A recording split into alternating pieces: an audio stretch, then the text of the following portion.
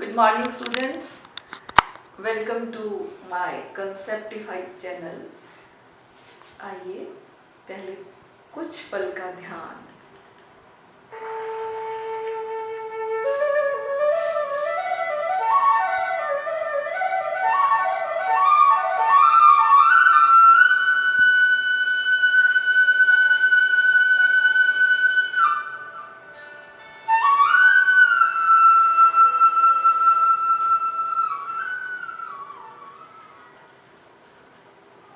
Thank you God कि हम सभी सेफ हैं, सुरक्षित हैं, खुश हैं, स्वस्थ हैं।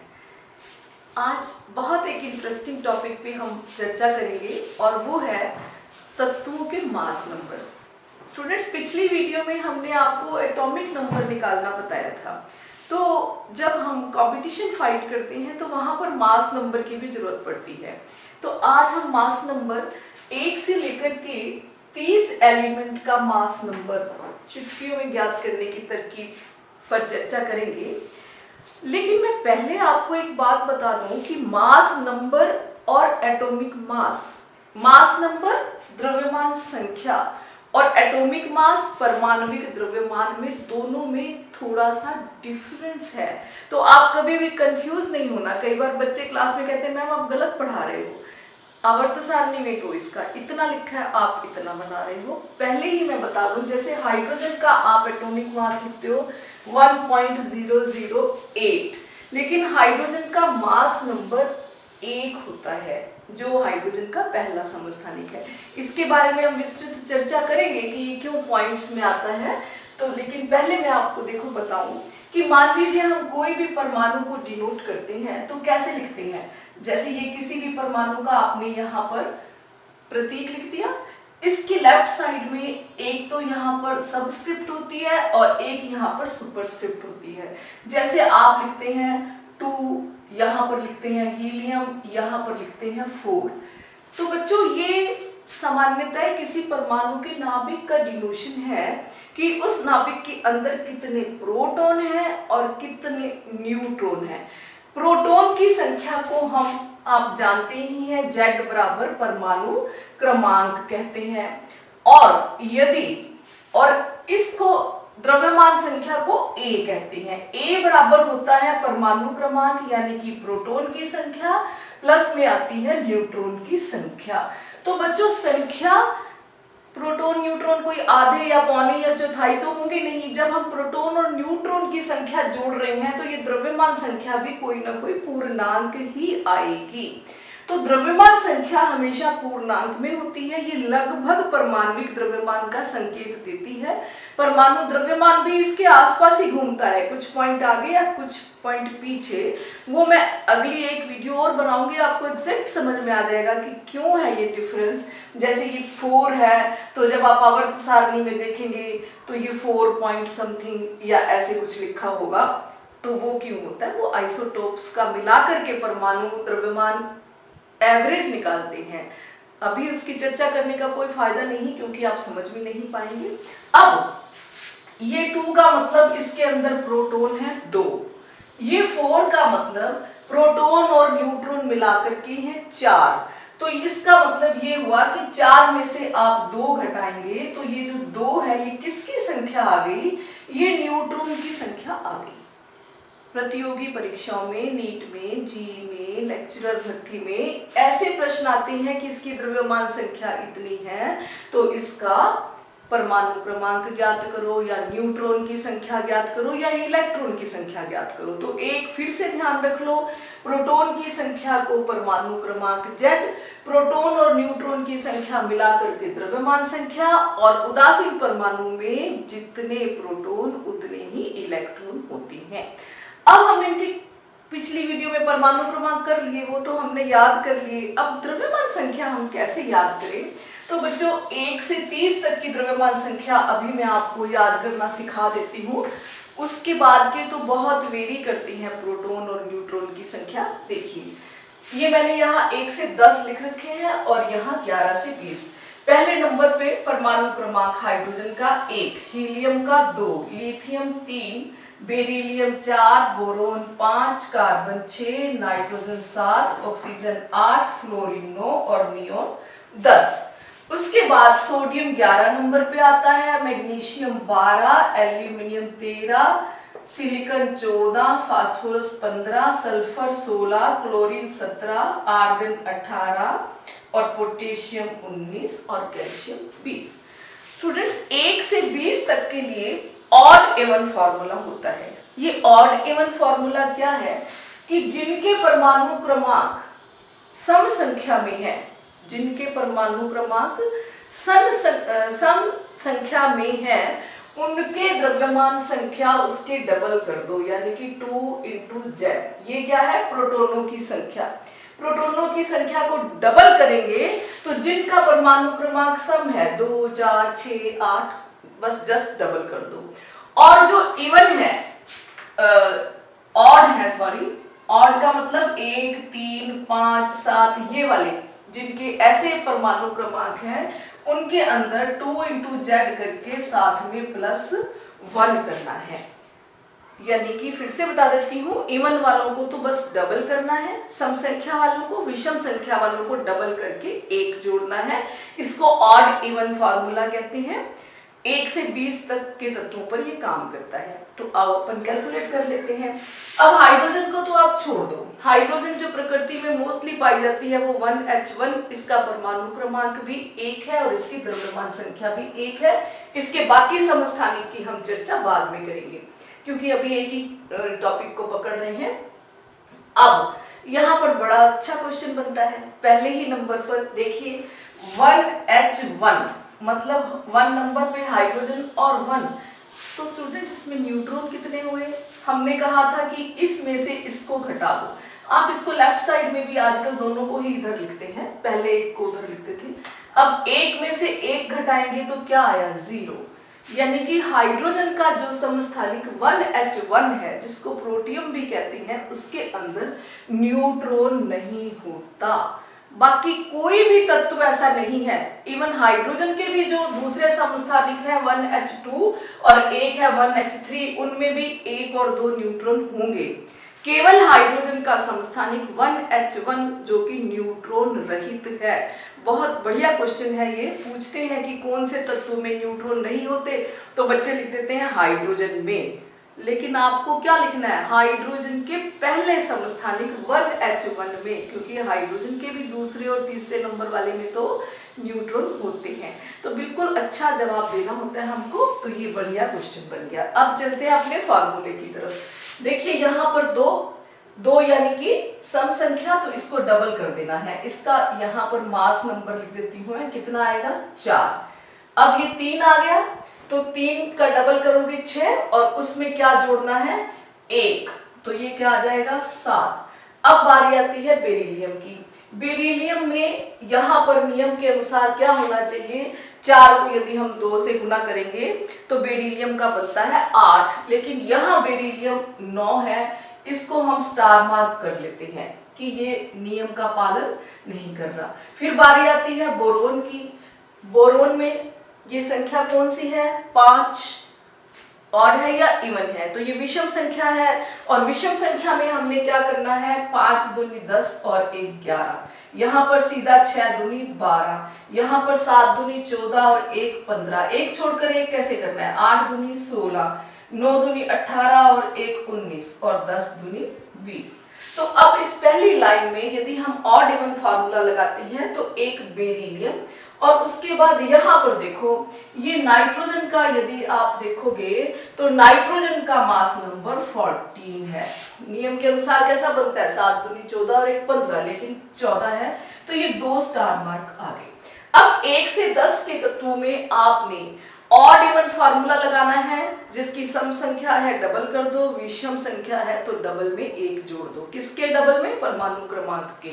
लेकिन 2 का ध्यान रखना है कि ये सम संख्या होते हुए इसको यूं कर देते हैं, ये विषम वाले के रूल को फॉलो करता है, और ये विषम संख्या होते हुए भी सम वाले रूल को फॉलो करता है। उल्टा है, बेरिलियम में 4 दूनी 8 और 1 9 करना है, जबकि यहाँ पर डबल ही करना था, और नाइट्रोजन में डबल ही करना है जबकि यहाँ डबल में एक जोड़ना था। तो ये दो आपको ध्यान रखने हैं, ये इसके रूल को मानता है, ये इसके रूल को। अब चलते हैं आगे के तत्वों में। देखिए 11 नंबर किसका होता है? Sodium, magnesium, aluminium, silicon, phosphorus, sulphur, chlorine, argon. 19 पे पोटेशियम और 20 पे कैल्शियम। यहाँ पर भी अपन ऑड इवन फार्मूला लगाते हैं। तो 11 क्या है? ऑड नंबर है। 11 इंटू 2 22 प्लस 1, इसका मास नंबर आ जाएगा 23। फिर 12 गुना 24, 13 गुना 26 और 1 27, 14 गुना 28 और 15 गुना 30, एक जोड़ना है 31, 16 गुना 32, 17 गुना 34 और एक 35।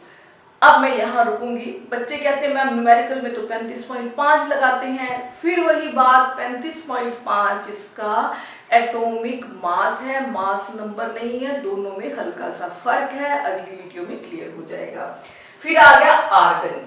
अब यहाँ पर आर्गन में नियमानुसार 18 गुना 36 होना चाहिए, लेकिन आर्गन का होता है 40। यहाँ पर फिर स्टार मार्क कर ली, पहली लाइन में 2 और यहाँ पर सिर्फ आर्गन है जो रूल को फॉलो नहीं करता। फिर पोटेशियम का 19 दून 38 और एक 39 और फिर कैल्शियम का फिर से 40। बच्चों यहाँ पर आपने एक बात नोट कर ली, देखो ये भी 40 और ये भी 40। कभी भी किन्हीं दो तत्वों का परमाणु क्रमांक समान नहीं हो सकता। परमाणु क्रमांक किसी तत्व की विशिष्ट पहचान है। 19 का मतलब पोटेशियम ही होगा, 11 का मतलब सोडियम ही होगा। लेकिन ये देखिए मास नंबर सेम भी हो सकता है। यदि आप मास नंबर में से परमाणु क्रमांक घटाएंगे तो न्यूट्रॉनों की संख्या आ जाएगी।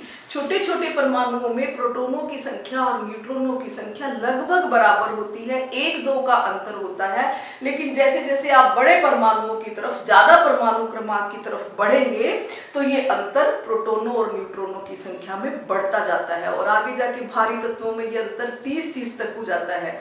जितने प्रोटॉन है न्यूट्रॉन उससे 30 ज्यादा है, उससे 20 ज्यादा है, ऐसा भी हो जाता है।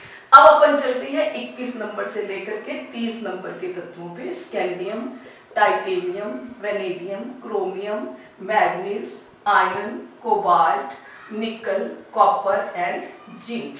अब ये कितना नंबर है? 21, 22, 23, 24, 25, 26, 27, 28, 29, 30।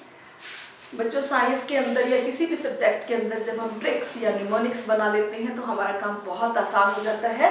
इनकी जो हम मास नंबर निकालेंगे, 30 से आगे का यदि किसी प्रतियोगिता में पूछते हैं तो वो खुद ही दे देते हैं, उतना सारे तो याद करने जरूरी नहीं है क्योंकि आगे वालों में तो डिफरेंस ही बहुत होता है, उनके समस्थानिक भी बहुत होते हैं।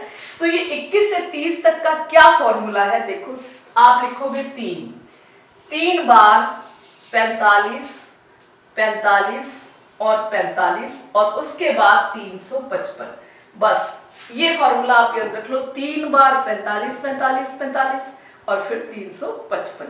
क्या मतलब है इसका? 3 बार 45 45 45 और 355 कि यहां से लेकर के आपने इसको डबल करके 3 जोड़ना है, इसको डबल करके 4 जोड़ना है, इसको डबल करके 5 जोड़ना है। तो ऐसे हम इसको कैलकुलेट कर लेते हैं। अब 21 दूना 42, 42 और 3 45, तो इसका मास नंबर आएगा 45। 22 दूना 44, अब 44 में 4 जोड़ेंगे तो 48, ऐसे आप करते जाएं। 23 दून 46, 46 और 5 47, 48, 49, 50, 51।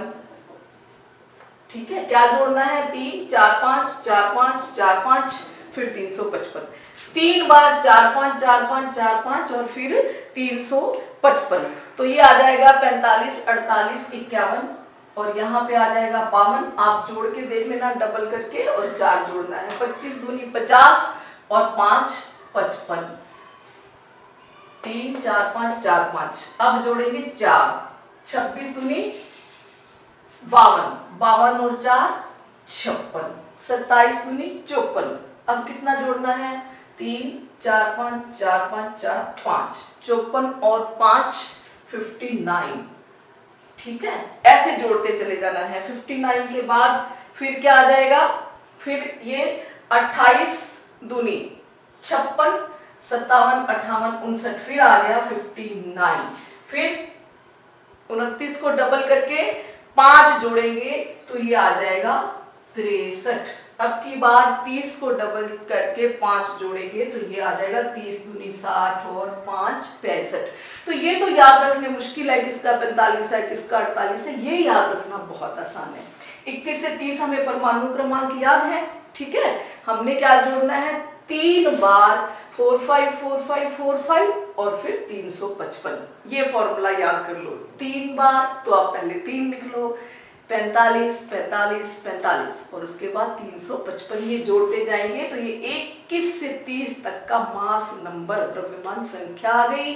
द्रव्यमान संख्या आ गई, परमाणु क्रमांक आपको पहले से आती है, तो फिर आप न्यूट्रॉन की संख्या निकाल लेंगे। अब माना कोई आपसे पूछता है कि इसके अंदर न्यूट्रॉन बताओ, तो आप क्या करेंगे, 56 - 26, यानी कि इसके अंदर न्यूट्रॉन है 30। देखिए फर्क आ गया ना, यहाँ पर 26 प्रोटॉन और 30 न्यूट्रॉन। आगे आगे तत्वों में बढ़ते जाएंगे तो ये अंतर भी बढ़ता जाएगा। यहाँ पर अंतर कितने का है, 4 का, 5 का, 4 का, 5 का, 3 का, और आगे जाकर 10 का, 12 का, 15 का, फिर 30 का भी हो जाएगा। जैसे आप यूरेनियम लिखते हैं तो यूरेनियम 92 होता है, यहाँ पर 232 से लेकर के 238 तक ऐसे आ जाता है। तो इसको डबल करोगे तो कम से कम ये प्रोटोनों और न्यूट्रॉनों की संख्या में 30 का अंतर आ जाएगा। तो ये है बच्चों 1 से 30 तक मास नंबर। अगली वीडियो में मैं आपको समझाऊंगी कि क्लोरीन को आप न्यूमेरिकल में ये 35.5 लिखते हैं तो यहाँ 35 क्यों लिखा है। और अब एक बात और क्लियर कर दूं कि ये जो मास नंबर लिखे हैं, जैसे क्लोरीन का 35 भी होता है और 37 भी होता है, लेकिन प्रकृति में जो क्लोरीन पाई जाती है वो 35 वाली ज्यादा होती है और ये कम होती है। अब देखिए क्लोरीन 35 भी होता है, क्लोरीन 37 भी होता है। कुछ प्रकृति में क्लोरीन के परमाणु ऐसे पाए जाते हैं, कुछ 37 वाले पाए जाते हैं, लेकिन उनको ज्यादा लिखा जाता है जो ज्यादा मात्रा में होता है, ठीक है। तो क्लोरीन 37 कम प्रतिशत मात्रा में पाई जाती है, इसलिए यहाँ पर क्लोरीन 35 लिखा हुआ है। और वही जो एटॉमिक मास निकालेंगे तो एवरेज निकालते हैं, इसलिए हमेशा पॉइंट्स में आता है। जब आप आवर्त सारणी देखेंगे तो सभी के आपको एटॉमिक मास पॉइंट्स में आएंगे। इसी तरह से जैसे हाइड्रोजन को 1H1 भी है, 1H2 भी है, 1H3 भी है। 3 प्रकार की हाइड्रोजन प्रकृति के अंदर पाई जाती है, लेकिन अधिकतम प्रतिशत मात्रा होती है 1H1 की, इसलिए इसका जो मास नंबर है वो हम 1 ही प्रदर्शित करते हैं, ठीक है। मुझे लगता है, आशा करती हूँ कि आपको ये सारी बात समझ में आ गई होगी और आप 5 सेकंड में किसी भी तत्व का निकाल लेंगे क्या, mass number. Thanks for watching. इसको शेयर करें ताकि ज़्यादा से ज़्यादा बच्चों को लाभ मिल सके। फ्री एजुकेशन है। Wish you all the best.